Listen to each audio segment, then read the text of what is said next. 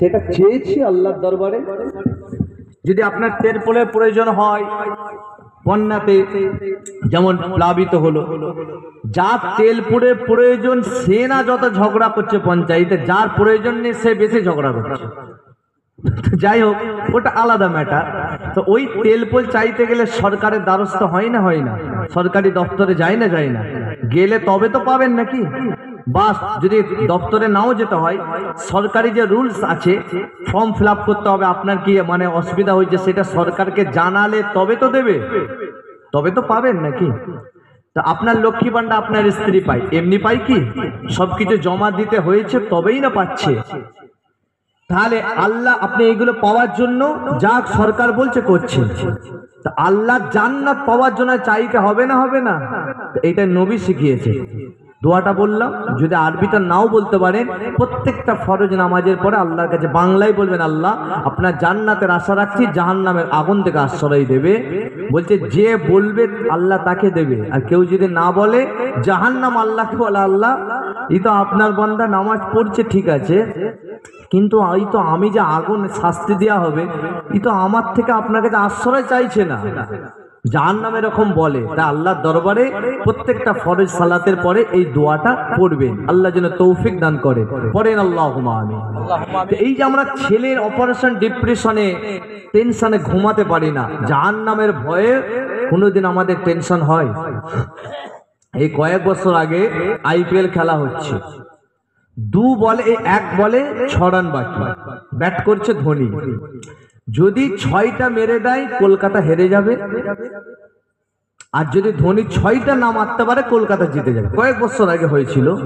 তো এটা টেনশনে ছেলেরা দেখছি কুলকুল করে ঘামছে, আর তখন একটু বলটা করতে বলার দেরি করছে, বলারও একটা ডিপ্রেশন আছে, ব্যাটিংও টেনশন আছে।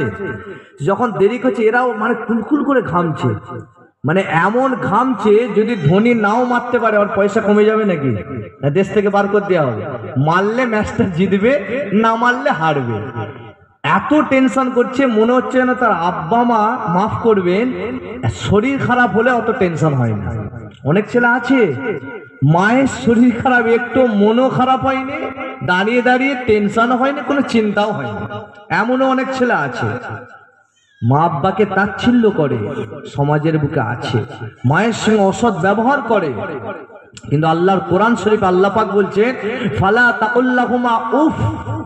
বলছে কেউ যদি তার মায়ের সঙ্গে উফ, এই বিরক্ত শব্দটা বলে, উফ, এই উফের ইমাম ফখরুদ্দিন রাজি রহমাতুল্লাহ আলাই 13টা কল বয়ান করেছেন।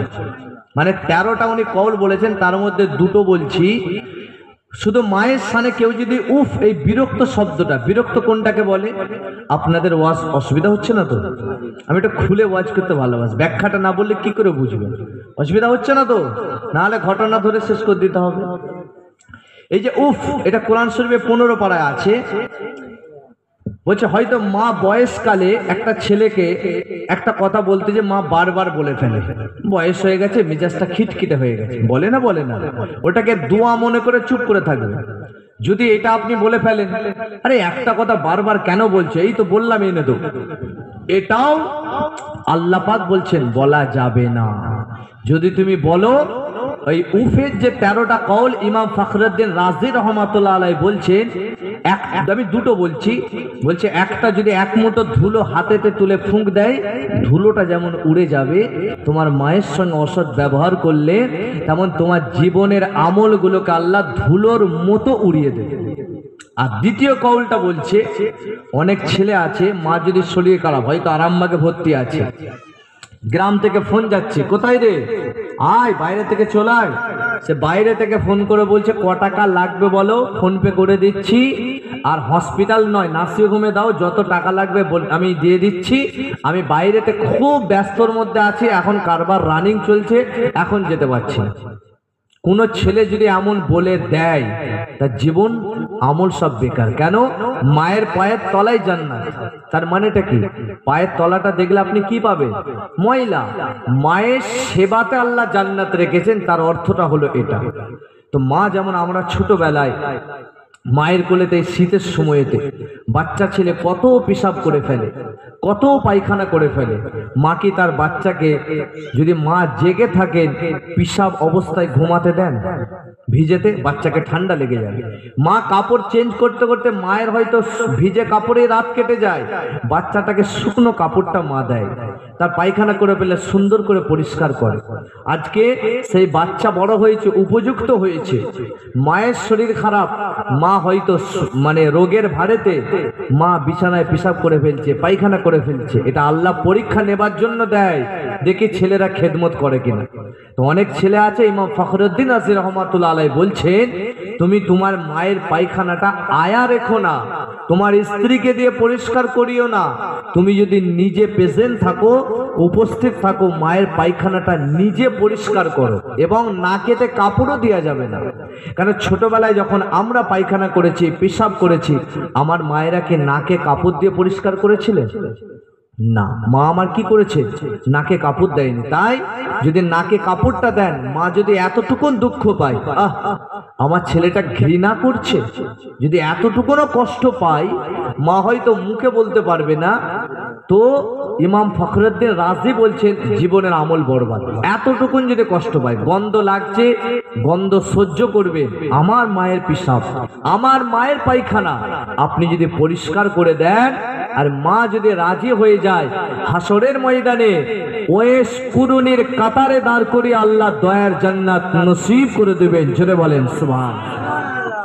এবং তার সঙ্গে বাপ, পিতা, শুধু মায়ের সম্মান আল্লাহ নবী বলেছেন 3 মর্তবা বেশি, তারপরেই বাপের স্থান। আপনি কি করবেন? বাপ মানে কি? মাথার ছাদ। যদি একটা ইয়াং ছেলের শরীর খারাপ হয়, হয়তো ঝড় বৃষ্টি হচ্ছে, মা তো যেতে পারবে না, কিন্তু তার আব্বা ঘরে থাকলে মা কি বলে, যাও না গো, ছেলেটা কাঁপছে।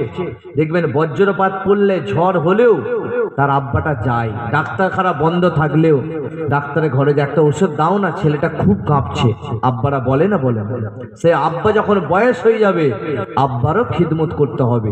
আব্বাকে খিদমত করে আব্বার দিলটা যদি জিতে নেওয়া যায়, আব্বার দিল থেকে যদি ছেলের জন্য দোয়া বার হয়, ওই দুয়ার বরকতে আল্লাহ ছেলেকে অনেক দূর পর্যন্ত পৌঁছে দেবেন। জোরে বলেন সুবহানাল্লাহ। তাহলে যাদের আব্বা মা হায়াতে আছেন, আব্বা মায়ের খিদমত করতে হবে। এবং আব্বা মায়েদেরও উচিত ছোটবেলায় ছেলেকে একটু এলেমি শিক্ষা দিয়ে, তবে তো ছেলেটা বড় হয়ে বাপ মায়ের মর্তবা, বাপ মায়ের মাকামটা বুঝতে পারবে। কথা ঠিক না বেটা? অনেক আব্বা মা আছে ছোটবেলায় ছেলেকে এলেমি একটু শিক্ষা না দিয়ে বাইরে কাজে পাঠিয়ে দিচ্ছে, তো ওই ছেলেটা আব্বা মায়ের পিছনে দাঁড়িয়ে, জানা যায় এমনি দাঁড়িয়ে থাকবে, একটা দোয়াও পড়বে না। এমনও ছেলে আছে না? নাই? জোরে বলে। যাই হোক, যে কথা বলছিলাম, মাঝে মাঝে রাত্রের বেলায় উঠবেন তাহাজ্জুদে, একটু জাহান্নামের ডিপ্রেশন, টেনশন চিন্তা করে যদি ওঠে, রাত্রের বেলায় যখন আপনি মুসল্লাটা নিয়ে বিছাবেন, তাম পৃথিবীতে যত নদী আছে, নালা আছে, খাল আছে, পুকুর আছে, আল্লাহ জাহান্নামকে নেভানো সম্ভব নয়। মেশিন ফিট করে যদি নেভানোর চেষ্টা করে, ফর এক্সাম্পল, উদাহরণস্বরূপ, সম্ভব নয়। কিন্তু আপনি এই শীতের রাতে যদি আপনি ফজরের আগে তাহাজ্জুদের আউয়াল ওয়াক্তে উঠে যদি মুসাল্লাটা বিছা আল্লাহর দরবারে কাঁদেন, আল্লাহ এমনও গুনাহ করেছি কেউ জানে না, কিন্তু আপনি জানেন, এমন আমাদের গোপনীয় গুনাহ আছে না? নাই? আছে তো। আল্লাহ আপনি সব জানেন, তাকে তো ফাঁকি দিতে পারবো না। আল্লাহ ওয়াজ শুনলাম আপনার দরবারে ফিরে এসেছে, আল্লাহ আপনি মাফ করে দেন। বুঝে তাম পৃথিবীতে যখন অফিসে তালা লাগানো, কোর্টেতে তালা লাগানো, সব জায়গায় যখন তালা লাগানো, শীতের সময়তে গ্রামবাসীরা ঘরের দরজা জানলা বন্ধ করে কম্বলের ভিতরে মুড়ি দিয়ে যখন সব শুয়ে থাকে, ঘরের দরজা বন্ধ করে, তখন কার রহমতের দরজা খোলা থাকে? চিৎকার দিয়ে বলেন, আরো জোরে বলেন। শীতের রাত আল্লাহ রহমতের দরজা খোলা। আল্লাহ ইয়াং বডি দিয়েছে, ব্লাডের তেজ আছে। ও আচ্ছা, একটু সামনের দিকে সোজা আছে, সামনে সামনে আসছে, পিছনে অনেক মানে মানুষজন আসছেন একে একে, একটু সামনের দিকে জিকির করতে করতে আসছে, কালিমা লা ইলাহা ইল্লাল্লাহ, লা ইলাহা ইল্লাল্লাহ। হয়ে গেল।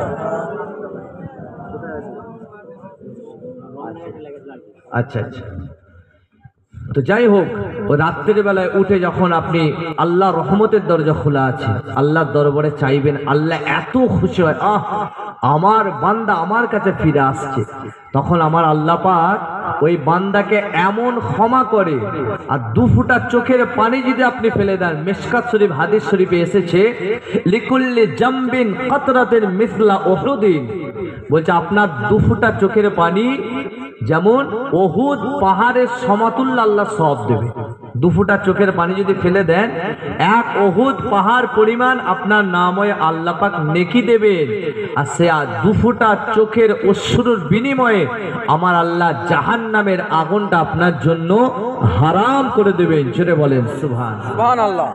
তাহাজ্জুদ পড়েছিলেন আল্লাহর মাহবুব বান্দি রাবিয়া বাসরি রহমাতুল্লাহ আলাইহা। তিনার ওই কাফনের চাদরটা, তাহাজ্জুদের চাদরটা আল্লাহ জমা নিয়ে নিয়েছেন। এত বড় আল্লাহ পাকের নেক মাহবুব বান্দি ছিলেন। জোরে বলেন সুবহানাল্লাহ।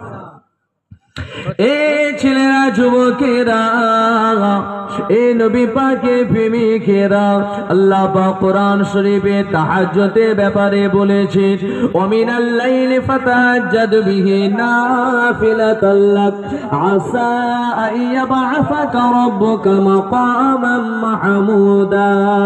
আল্লাহ পাকের নেক বান্দে কাকে বলে দেখে, আম্মা জান রাবিয়া বাসরি রহমাতুল্লাহ আলাইহা, তিনি এত বড় আল্লাহ পাকের নেক মাহবুব বান্দি ছিলেন। তিনি একটা ওসিয়াত করেছিলেন, আমি যখন ইন্তেকাল করে যাব মানুষকে বেশি বলতে হবে না, আর আমার বাড়িতে কোনো পয়সা নাই, আমার কাফন কেনারও পয়সা নাই, আমার একটা চাদর আছে, যেই চাদরটা পরে আমি রাত্রিতে উঠে আল্লাহ পাককে রাজি করার জন্য তাহাজ্জুদের নামাজ আদায় করি, ওই চাদরটা দিয়ে আমাকে কাফনে দেবে। আম্মা জান রাবিয়া বাসরি ইন্তেকাল হয়ে গেলেন, হুজুরকে ওসিয়াত অনুযায়ী ওই চাদরটাকে দিয়ে তিনাকে কাফনে দেয়া হলো। আর উনি ওসিয়াত করেছিলেন যেন আমার জানাজা নামাজের জন্য মানুষকে বেশি এলান করবে না। যখন তিনি ইন্তেকাল হয়ে গেলেন, মানুষকে ওসিয়াত অনুযায়ী বলা হয়নি, কিন্তু কাতারে কাতারে কাতারে কাতারে লাখ লাখ লাখ লাখ মানুষ আল্লাহ পাকের মাহবুব বান্দির জানাজা নামাজে শরীক হয়েছিলেন।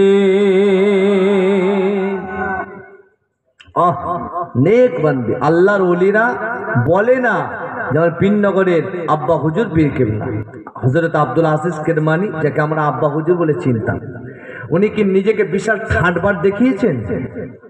বিশাল এলান করেছে আমাকে মানো, কিন্তু উনি যখন পর্দা নিলে কাতারে কাতারে, আমি তার 24 পরগনায় জলসা করছি না, আমি এখানে করছি পাশে, বলুন আপনারা, কাতারে কাতারে কাতারে মানুষ তার জানাজায় শরীক হয়েছিল না হয়নি? চিৎকার দিয়ে বলে।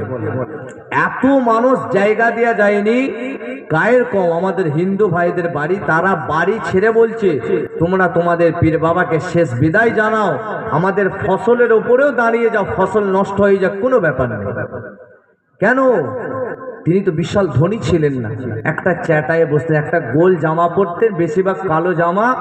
আমার আব্বাজান বলতেন বেশিরভাগই কালো জামা। আমাকেও নিয়ে গেছে, ওনার ফুঁক আমার নসিব আল্লাহ মিলিয়েছে। তবে হ্যাঁ, আল্লাহর ওলিদের সোহবাতে থাকার চেষ্টা, কখনো বিরোধিতা করবেন না। আচ্ছা, ওলি মানে কি? বিশাল টাকা পয়সা জমিদার তাকে ওলি বলছে নাকি? ওলি মানে তারা ইবাদত করে করে করে আল্লাহর ওলি হয়ে গেছে। বড় কষ্ট হয় যারা বলে ওলি টলি আবার কি। আরে ভাই, তুমি যাকে শায়েখ বলছো, আমরাই ইবাদত করে করে যারা সেই স্থানে পৌঁছেছে তাদেরকে আল্লাহর ওলি বলছে না। কোরআন শরীফে দেখাও। আশ্চর্য লাগে, যে ছেলেটা প্রশ্ন করছে মাদ্রাসায় পড়লো না বলেই প্রশ্নটা আসে, যদি পড়তো ইনশাল্লাহ প্রশ্নটা আসতো না। কোরআনটা আরবি শব্দ আছে। আমি কেন বলছি, আমি থ্রেড করিনি কাউকে। আপনি একটা দিক মানছেন মানুন, অপরেরটাকে খারাপ বলতে যেও না। কেন পৃথিবীতে, আসুন হাবেশার মানুষ না, আচ্ছা আসুন আসুন আসুন, আচ্ছা আচ্ছা আসুন, মাশাআল্লাহ। তো পৃথিবীতে হযরতে বড় পীর শাহ আব্দুল কাদের জিলানী, খাজা গরিবে নওয়াজ মুঈনুদ্দিন চিশতি আজমিরি সঞ্জারি রহমাতুল্লাহ, কুতুবউদ্দিন বখতিয়ার কাকি রহমাতুল্লাহ, বাদশাহ হারে বারিশা রহমাতুল্লাহ আলাইহি, যত আল্লাহর ওলিরা এসেছেন সবাইকে মিথ্যা হতে পারে। জোরে বলেন মিথ্যা হতে পারে। সবাই ভুল করেছে। এত পৃথিবীতে মাদ্রাসা আছে, সব ভুল। জোরে বলেন। তাই কখনো আপনি একটা দিক মানছেন, মানুন, কিন্তু অপরটাকে খারাপ বলেন না। পীর শব্দটা হচ্ছে ফার্সি শব্দ, আর কোরআন শরীফটা আরবি না ফার্সি ভাষায়? জোরে বলে আরবি ভাষায় আছে। শুধু পীর নয়, আমি যদি বলি নামাজও কোরআনে নেই, আপনি গোটা 1 থেকে 30 পারা খুঁজে বার করে দেন কোথায় নামাজ আছে, কোথায় পাবেন? নামাজ তো ফার্সি শব্দ। নামাজের আরবি হলো সলাত। এই সলাতটা কোরআনে আছে আকিমুস সালাত। তো পীরেরও আরবি শব্দ হলো ওলি, এটাও আছে আলা ইন্না আউলিয়া আল্লাহি লা খাউফুন আলাইহিম ওয়া লা হুম ইয়াহজানুন। এবং সাদিকিনও বলা হয় মিনান নাবিয়্যিন ওয়াস সিদ্দিকিন ওয়াস শুহাদা'i ওয়াস সালিহিন। এবং উলিল আমর বলা হয় আতিউল্লাহ ওয়া আতিউর রাসূল ওয়া উলিল আমরি মিনকুম। ক্লিয়ার?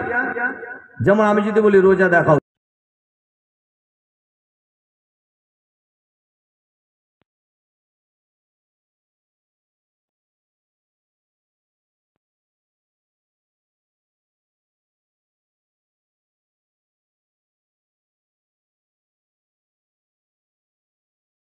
বলুন তো, তিনি তো দুনিয়া থেকে চলে গেছে, তার দরবারে এত মানুষ যাই কেন?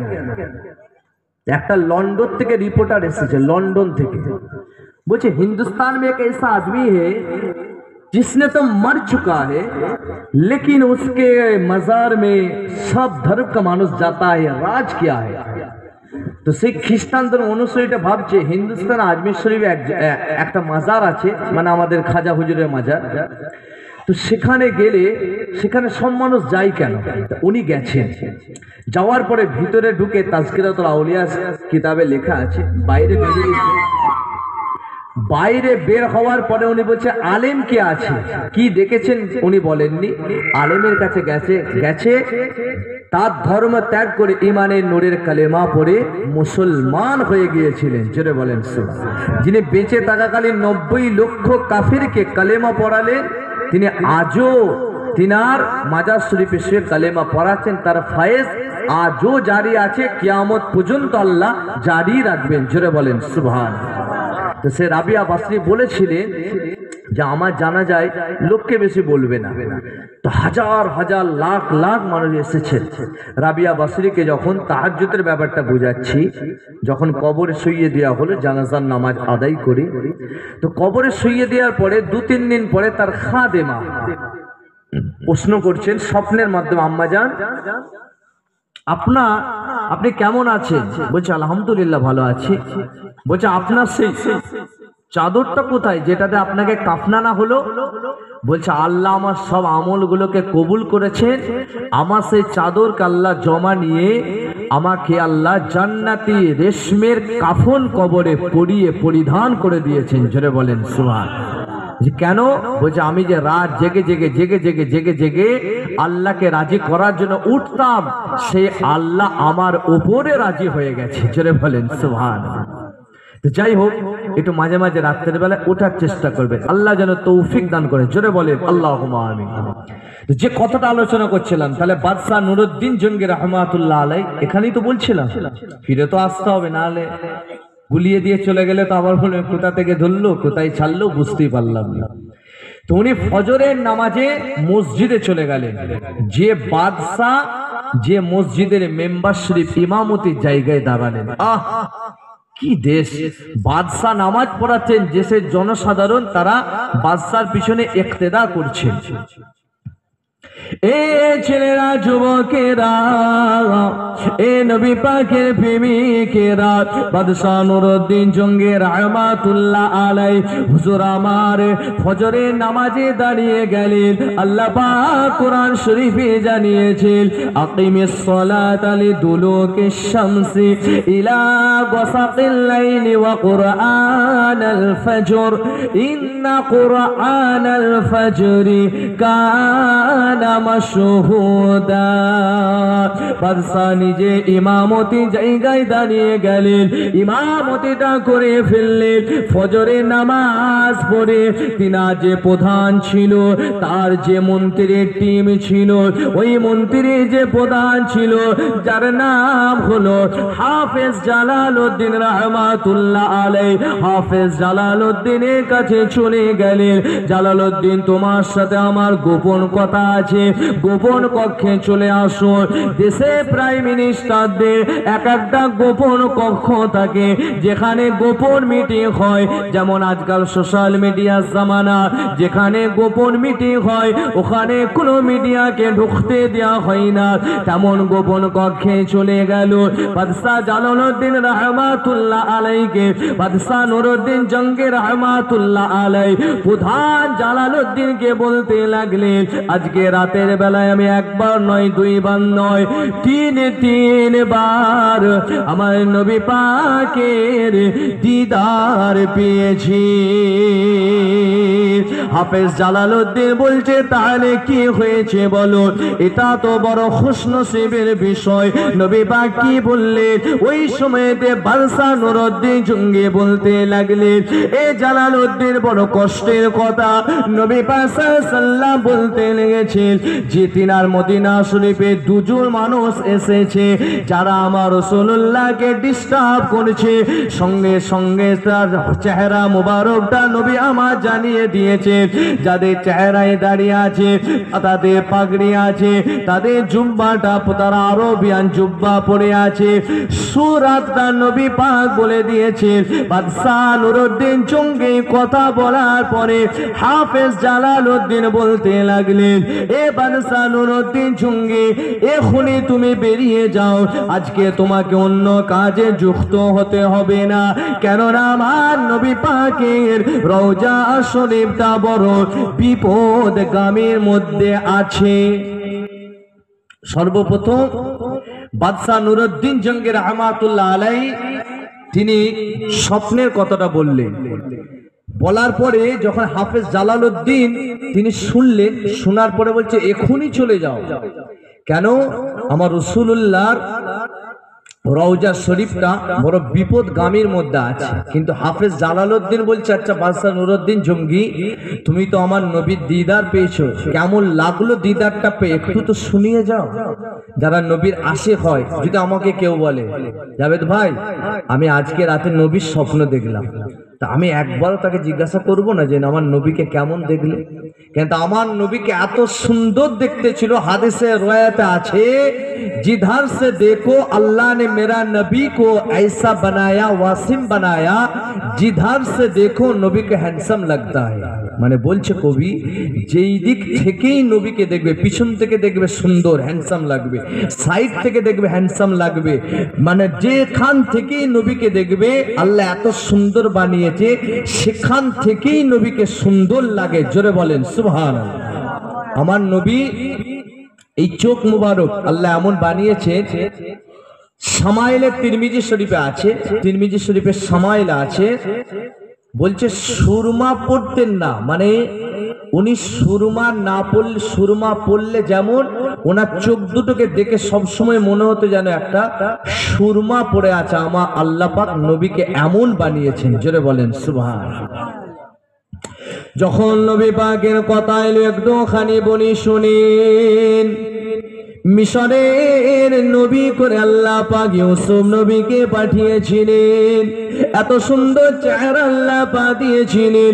ইউসুফ নবীকে দেখে মিশরের নারীরা ফল কাটতে কাটতে ইউসুফ নবীর সৌন্দর্যকে দেখে, তার হুসনকে দেখে তারা তাদের নিজের হাতের আঙুলগুলো কেটে ফেলেছিল। এই যুবকেরা, তরুণেরা, আব্বারা, কেউ যদি আমার নবী পাক একবার দেখে ফেলতো হাতের আঙুলটা নয়, নবী পাকের জন্য তারা কলিজা খানাও কেটে তারা দিতে রাজি হয়ে যেত। কেননা আম্মা জান আয়েশা সিদ্দিকা থেকে একটা হাদিস riwayat আছে, আম্মা জান আয়েশা সিদ্দিকা বলতে লেগেছেন, একবার আমি মাসের 14 তারিখ, প্রতিটা মাসের 14 তারিখে চাঁদ রাঙে দেখবে বড় সুন্দর ঝলমল করে। আম্মা জান আয়েশা সিদ্দিকা রাদিয়াল্লাহু তাআলা আনহা বলতে লেগেছে, মাসের 14 তারিখে আমার নবী পাক সাল্লাল্লাহু আলাইহি ওয়াসাল্লাম এই জায়গায় মাথাটা দিয়ে নবী আমার আরাম ফরমাচ্ছেন। আমি আয়েশা দেখতে লাগলাম, একবার চাঁদের দিকে তাকাই, একবার আমার নবীর চেহারার দিকে তাকাই, একবার চাঁদের দিকে তাকাই, একবার নবী পাকের চেহারার দিকে তাকাই। আমার আল্লাহ পাক চাঁদের থেকেও হাজার হাজার হাজার বেশি গুণ নবী পাকের চেহারাটাকে আল্লাহ পাক উজ্জ্বল করেছে। কেননা নবী পাককে যখন আমার নবী পাকের দুধমা হালিমা তো সাদিয়া রাদিয়াল্লাহু তাআলা আনহা যখন নবীকে মক্কা থেকে নিয়ে গিয়েছিলেন, হালিমা বলতে লেগেছিল আমার বাড়িটা অন্ধকার হয়েছিল, যখন নবী পাককে নিয়ে গেলাম, শিশু নবীকে নিয়ে যাবার পরে অন্ধকার বাড়িটাকে নবী পাকের নূরের চেহারা জ্যোতিতে আমার আল্লাহ পাক ওই বাড়িটাকে আলোয় আলোকিত করে দিয়েছিলেন। আরো জোরে বলে সুবহানাল্লাহ। এত সুন্দর আমার নবীকে আল্লাহ পাক করিয়েছিলেন। বলছে একবার নবী পাক সাল্লাল্লাহু আলাইহি ওয়াসাল্লাম বসে আছে, তো আবু জেহেল কয়েকটা প্রশ্ন করত যেটা আউট অফ মার্কেট। মানে যদি আপনি আমাকে বলেন মৌলানা সাহেব আপনি ফুঁক দিয়ে এই চায়ের ফ্লাস্কটাকে ফাটাতে পারবেন, তো এই প্রশ্নটা আপনার যুক্তিগত প্রশ্ন হলো, কেমন কেমন হলো না, আমাকে ছোট করার মতো প্রশ্ন, তাই তো নাকি? স্বাভাবিক। তবে হ্যাঁ, ফুঁকেরও এমন তেজ আছে, যদি সেরকম আমল থাকে হয়ে যাবে ইনশাআল্লাহ। তো যাই হোক, এটা ছোট করার মতো প্রশ্ন হবে। কারণ আবু জেহেল চেয়েছিল সবসময় নবী পাককে ছোট করতে লেগেছিল, আর যত ছোট করতে লেগেছিল আল্লাহ নবীর শানকে ততই বাড়িয়ে দিয়েছে। আবু জেহেল বলছে আচ্ছা মুহাম্মদ, ও তো সাল্লাল্লাহু বলতো না, আমরা পড়বো যখনই নবীর নাম শুনবো পড়বো সাল্লাল্লাহু আলাইহি ওয়াসাল্লাম।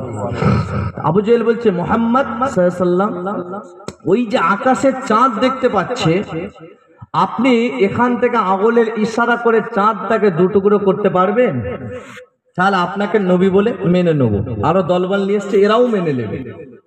তো নবী পাক সাল্লাল্লাহু আলাইহি ওয়াসাল্লাম বসে আছে, আল্লাহ পাক জিবরাইল আলাইহিস সালামকে পাঠিয়ে দেন, এ হযরত জিবরাইল যাও, যে নবী পাক সাল্লাল্লাহু আলাইহি ওয়াসাল্লামকে টেনশন নিতে মানা করো, তার শাহাদত নূরের আঙুলটা ইশারা করতে বলো।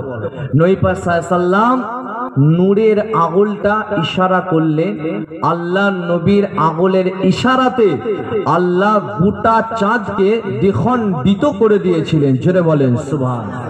এবং একটা সূরাও আছে 27 পারায়, সূরাতুল কমার, ইকতারাবাতিস সাআতু ওয়ানশাক্কাল কমার। তো আবু জেহেল তখন কি বলেছিল? ওই যে বলেন আবু জেহেল সামনে দেখেও নবীকে মানতে পারে।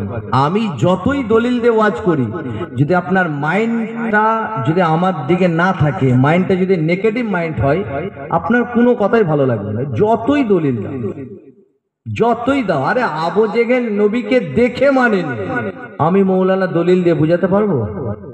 যার মাইন্ডটা নেগেটিভ, হ্যাঁ, যে বোঝার জন্য আসবে, যার মাইন্ডটা পজিটিভ থাকবে, যদি বলি হ্যাঁ যদি ঠিক বলে মানবো, পজিটিভ মাইন্ড থাকলে সে বুঝবে। যদি কারোর মাইন্ড নেগেটিভ থাকে, হুজুরের ভুল ধরবো, জীবনও হবে না। যেমন আবু জেহেল নবীকে দেখে মানতে পেরেছে, ও আবু জেহেলই হয়েছে। এবং তার নাম ছিল আবুল হাকাম। আবু জেহেল প্রথমে ছিল না, তাকে বলা হতো বুদ্ধির বাপ। কিন্তু যখন নবীকে দেখে না মানলো, তখন নবী নাম দিল আবু জেহেল, মূর্খের বাপ। আবুল মানে বাপ আর জেহেল মানে মূর্খ, এটা আরবি শব্দ।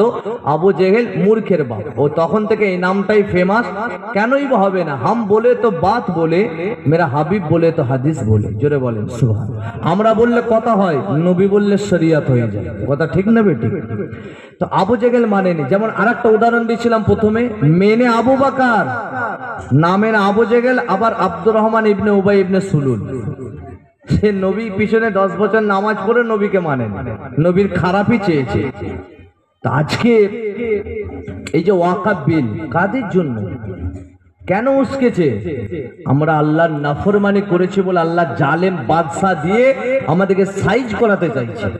মিশকাত শরীফ হাদিস শরীফের মধ্যে আছে, যখন মুসলমান আল্লাহর নাফরমানি করবে আল্লাহ জালেম বাদশা দিয়ে সেই মুসলমানকে সাইজটা করবে। আজকে বলেন এই ওয়াকফ সম্পত্তি এটা কাদের সম্পত্তি? আমাদের বাপের বাপের বাপের আমাদের বাপ দাদার সম্পত্তি। আজকে তারা এতদিন জোরে খাচ্ছিল, খেতে খেতে এখন বিল বানিয়ে তারা খেতে চাইছে। আর এখন আমরা মুসলমান সে একে অপরের কাঠি দিয়াতেই ব্যস্ত।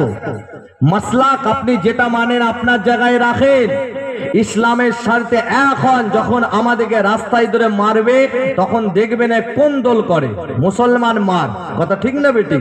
তাহলে আমাদেরকে এক হতে হবে, ঐক্য তৈরি হতে, ইউনিট করতে হবে। হাড়ি আলাদা হতে পারে, আমাদের লাঠিটা এক হওয়া দরকার আছে না নাই? জোরে বলে। হাড়ি আলাদা হোক, লাঠি এক থাকবে, ইউনিট বানাবেন, পাওয়ার তৈরি করবেন। এক আল্লাহ ছাড়া আমাদের কেউ নয়, আল্লাহর নবী ছাড়া আমাদের কেউ সাহায্য করবে না। আপনি যাকে ভোট দেন, যে আসুক আমাদেরকে দুটো পয়রার মতো টোপ দেবে, ইউজ করবে, ব্যবহার করবে, চায়ের কাপের মতো খাবে, যেমন চায়ের কাপ ফেলে দেয়, আমাদের থেকে ভোট নিয়ে আমাদেরকে ওরকম একটু পয়রা টোপ দিয়ে ফেলে দেবে। আমাদেরকে এক হয়ে আল্লাহর দরবারে দোয়াও চাইতে হবে। আর ইসলামের স্বার্থে যারা বৃহত্তমে এই বিলকে প্রত্যাহারের দাবিতে ডাক দেবে, ইমানি দায়িত্ব মনে করে সেই জায়গায় উপস্থিত হতে হবে। আগামীতে কেউ যদি ডাক দেয়, ইনশাআল্লাহ আপনারা যে উপস্থিত হবেন তো? বলেন ইনশাআল্লাহ। যদি না হন, আল্লাহর দরবারে কিন্তু আল্লাহ দেখছেন যে আমার বান্দা আসেনি। আর যদি পাস করে ফেলে, হ্যাঁ বল,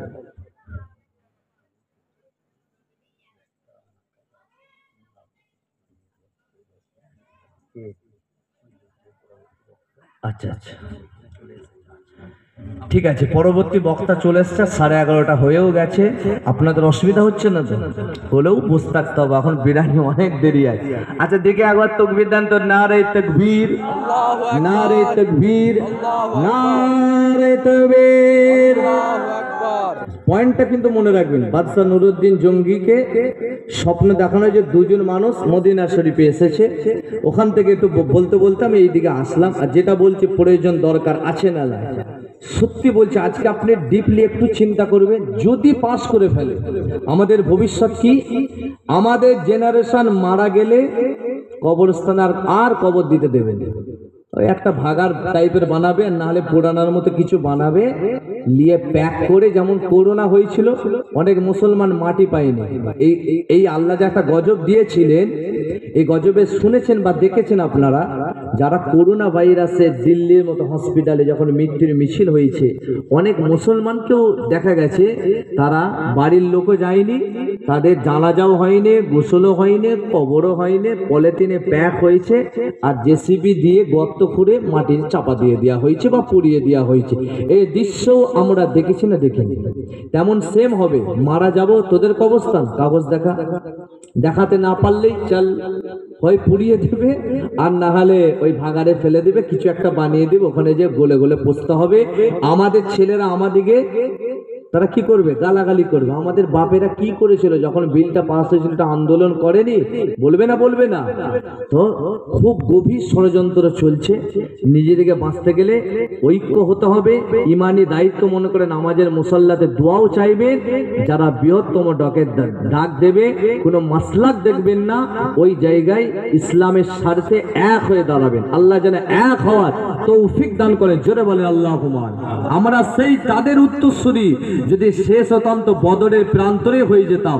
বদর যখন আমরা জিতেছি, ইনশাআল্লাহ কিয়ামত পর্যন্ত আমাদেরকে শেষ করার ষড়যন্ত্র চলবে, মারতে থাকবে।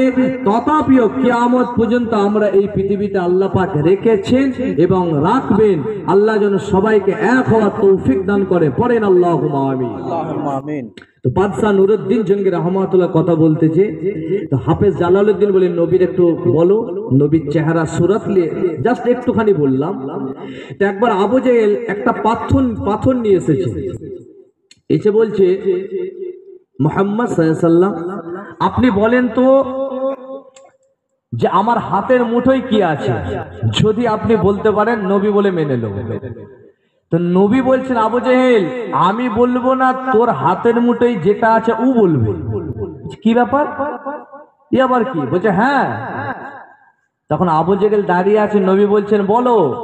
ওই হাতের ভিতরের মুঠোতে যে পাথরটা ছিল, পাথরটাও পড়ছে কালেমা লা ইলাহা ইল্লাল্লাহু মুহাম্মাদুর রাসূলুল্লাহ। পাথরও দাওয়া দিচ্ছে, পাথরও সাক্ষী দিচ্ছে আল্লাহ ছাড়া কেউ নেই, নবী মুহাম্মদ রাসূলুল্লাহ আমাদের হলেন নবী। জোরে বলেন সুবহানাল্লাহ। আমার নবীর হুকুম সবাই মেনেছে, আর আমরা হতভাগা আছি, নবীর ওয়াজ শুনি, নবী নবী শুনছি, তথাপি নবীর আশেক হতে পারছি। একবার শেরে খোদা আলী হুজুর এই জায়গায় মাথা দিয়ে আমার রাসূলুল্লাহ আরাম ফরমাচ্ছেন। আসরের রক্তটা চলে যে মাগরিব হয়ে গেছে, সূর্য ডুবে গেছে। তো শেরে খোদা আলী হুজুর কেঁদে ফেললেন, নামাজটা কাজা হয়ে গেল। তো যখনই তিনি কাঁদলেন, চোখের টোপা পানিটা রাসূলুল্লাহ পেশানি মুবারকে পড়ল। রাসূলুল্লাহ সামনে কিন্তু কপালও বলা যাবে না। রাসূলুল্লাহ আমরা এক, এই কথাটা কখনো বলবেন না। এক কোনো দিক দিয়ে নয়, বডি স্ট্রাকচারের দিক দিয়ে এক, বাদ বাকি সব আলাদা। আমরা চললে ছায়া হয়, আমার নবী চললে ছায়া হতো না। আমার নবী পাক সাল্লাল্লাহু আলাইহি সাল্লামের পিশাবও বলা যাবে না, পিশাব মুবারক। আমার নবী পাক সাল্লাল্লাহু আলাইহি সাল্লামের পায়খানা মুবারক। সবটাই কারণ হচ্ছে নবীর শানে বিয়াদবি মূলক কোনো কথা বলাই যাবে না, কেন নবীর নামটাও আল্লাহ কোরআনে ধরেন, সব নবীর নাম ধরেছে। 6 পারা 3 পাতার মধ্যে আছে, ইন্না আওহাইনা ইলাইকা কামা আওহাইনা ইলা নূহি ওয়ান নাবিয়্যিনা মিন বা'দি ওয়া আওহাইনা ইলা ইব্রাহিমা ওয়া ইসমাঈলা ওয়া ইসহাকা ওয়া ইয়াকুবা ওয়াল আসবাতি ওয়া ঈসা ওয়া আইয়ুবা ওয়া ইউনুসা ওয়া হারুন ওয়া সুলাইমান। যা বলছে কিন্তু কোরআন হাদিস থেকে। এই যে বললাম আইয়ুবা ওয়া ঈসা ওয়া হারুন, এগুলো সব নবীর নাম। হারুন আলাইহিস সালাম, আইয়ুব আলাইহিস সালাম, ঈসা আলাইহিস সালাম, তাদের নামকে আল্লাহ কোরআন পাকে নাম ধরে ডাকলেন। কিন্তু আমার রাসূলুল্লাহকে যখন আল্লাহ ডেকেছেন, 26 পারায় বলেছেন মুহাম্মদ, নবীর তাজিমের দিকে খেয়াল করে আল্লাহ পাক বলেছেন রাসূলুল্লাহ। 4 পারায় বলেছেন ওমা মুহাম্মাদুন, নবীর তাজিমের দিকে খেয়াল করে আল্লাহ বলেছেন ইল্লা রাসূল। এই কটা জায়গা ছাড়া আল্লাহ যখনই নবীকে ডেকেছেন ইয়া আইয়ুহাল মুযাম্মিল, ইয়া আইয়ুহাল মুদাসসির, তাহা, নবীকে আদর করে আল্লাহ পাক ইয়াসিন বলে ডেকেছেন। জোরে বলেন সুবহান। কত শান মাকাম। তো শেরে খোদা আলী আছেন, যখন চোখের পানিটা নবী পাক সাল্লাল্লাহু আলাইহি সাল্লামের পেশানি মুবারকে পড়লো, আমার নবীর ঘুমটা ভেঙে গেল। আলী কি ব্যাপার, মন খারাপ, কাঁদছো? ইয়া রাসূলুল্লাহ, হাবিবাল্লাহ, ওয়াক্তটা চলে গেল, এই জন্য আবার ভাবছি নামাজ তো এখানে শুয়ে আছে, তাই তো নাকি? নামাজ তো এখানে শুয়ে আছে। আল্লাহ তো বলেছে লাকাদ কানা লাকুম ফি রাসূলিল্লাহি উসওয়াতুন হাসানাহ। নামাজ পড়তে বলেছে, কেমন পড়বেন? নবীকে দেখো।